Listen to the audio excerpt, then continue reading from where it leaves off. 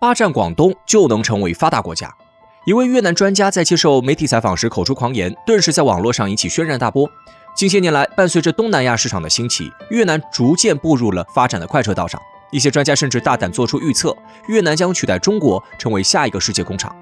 或许正是由于实力增长所带来的自信，越南的野心也在近几年里膨胀了不少。有些越南人更是直接惦记起了中国的地盘，表示越南距离发达国家就差一个广东。越南，一个与中国广西紧密接壤的国家，地处中南半岛东部，面积33.3万平方公里，总人口1亿，是东南亚不折不扣的发展潜力股。如今提起越南，可能很多人对其两面三刀的行事作风感到特别奇怪，但实际上，越南种种行为的背后，都跟其一个藏匿了1000年之久的野心密不可分，那就是取中国而代之。越南古代名为交趾，与中华文明产生交集，主要是在清朝末年。彼时，在陈胜吴广的振臂一呼之下，华夏大地狼烟四起，各路诸侯纷纷圈地自立为王。而在岭南地区，一个名叫赵佗的河北人建立起了南越政权。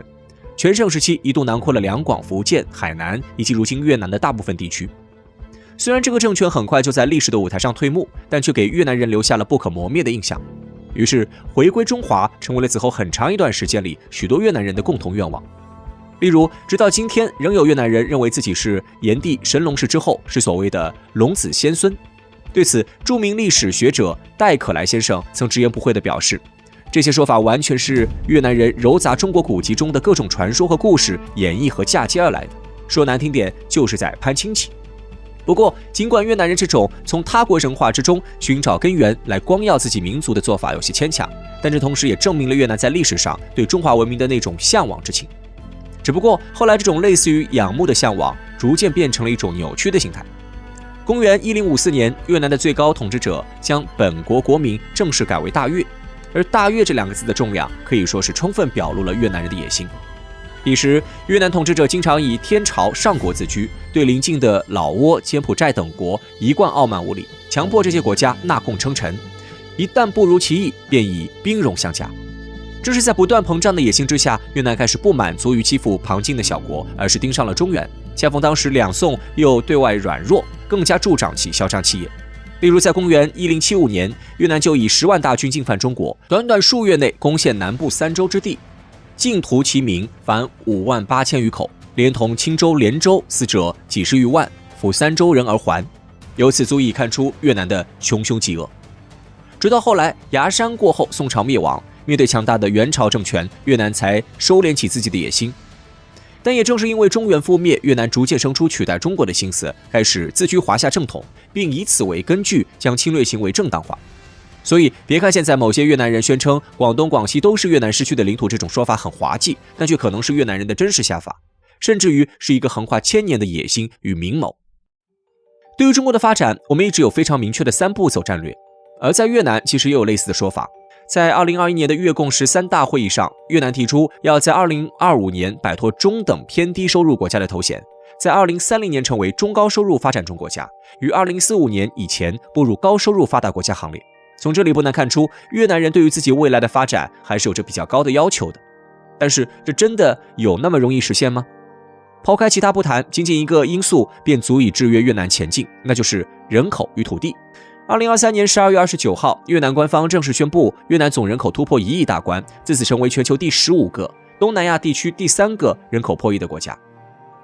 事实上，早在越南官方出具公告之前，就有机构做出预测，越南在2023年4月中旬左右的时候，人口实际上就已经突破了1个亿。那么，为什么越南政府会选择将此消息留中不发，直到年末才予以公布呢？答案很简单，因为这个人口数字已经接近了越南的土地承受极限。的确，按照目前越南的人口结构来说，他们绝对处在发展的黄金期，70%的劳动人口足以让越南实现经济腾飞。因此，对于人口破亿，绝大多数的越南人第一想法是很高兴。但与之相对的，越南逐渐下跌的人口增长率却成为了越南政府一块心病。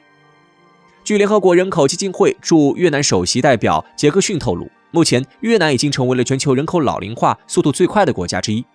预计在2036年，越南60岁以上老年人口比例就将超过20%，届时越南将进入中度老龄化社会。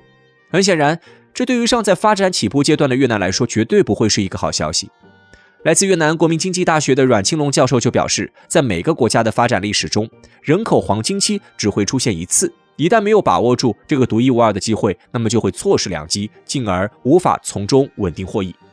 人口专家通常会认为，人口黄金期是一个国家、一个社会发展的动能来源。例如，成功晋级为发达国家的韩国与日本，就在人口黄金期的30年时间里，实现了人均年收入的10倍增长。但越南，一个尚在谋求摆脱偏低收入国家帽子的国家，已经出现了生育率等同于韩国、日本这样发达国家的情况，难免给人一种未富先老的悲凉感。为什么越南生育率会如此之低？有专家表示，出现这种情况的根本原因就在于现有的经济和土地无法满足人民对美好生活的追求。简单来说，生娃就等同于负担。对此，越南中央老年医院院长阮中英表示，如今大多数越南人都没有准备好自己老年生活所需的资金，如果连自己都兼顾不到，怎么可能还去考虑繁衍后代呢？所以越南必须找到一个尽快让国家富裕起来的方法。而一些极端人士便将目光盯到了中国身上，声称拥有广东，我们就可以成为发达国家。根据环球网2月1号的报道，2023年广东 GDP 总量达到了13.57万亿人民币，连续35年蝉联中国龙首。工业发达，贸易繁荣，可以说中国能够取得今天的成功，广东绝对居功甚伟。难怪有人会将广东比作中国经济的发动机。因此，如果抛开越南人想法之荒谬，拥有广东，从数据角度来看，越南绝对能够一举成为发达国家。不过很显然，这种事情越南也只能想想。如果真的胆大妄为，中国不介意再像数十年那样再给越南一个教训。所以对于越南来说，比起这种不切实际的幻想，倒不如脚踏实地，从自身找找问题。成功是偶然，失败才是人生的主旋律。对于一个国家来说，这个道理同样适用。例如越南的邻国泰国，在1992年就已经进入了人口黄金期。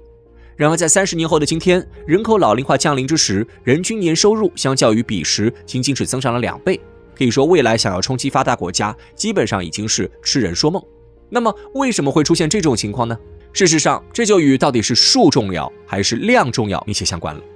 的确，人口红利能够给一个国家带来发展的动力，像日本、美国、韩国，包括我们中国，都经历过这个发展阶段。但只讲究数，却不讲究量，哪怕能够创造再多红利，终究也是给他人在做嫁衣。而这正是制约如今越南发展的核心因素所在。根据越南教育培训部公布的数据，在2021年的越南高考中，有超过90万的学生报名参加了考试，而这其中只有不到1/3的学生选择了理科考试。虽然我们并不能给文科和理科区分高低贵贱，但如果站在一个国家的角度，正需要大量工业建设来实现现代化的情况下，这样的现象显然是不健康的。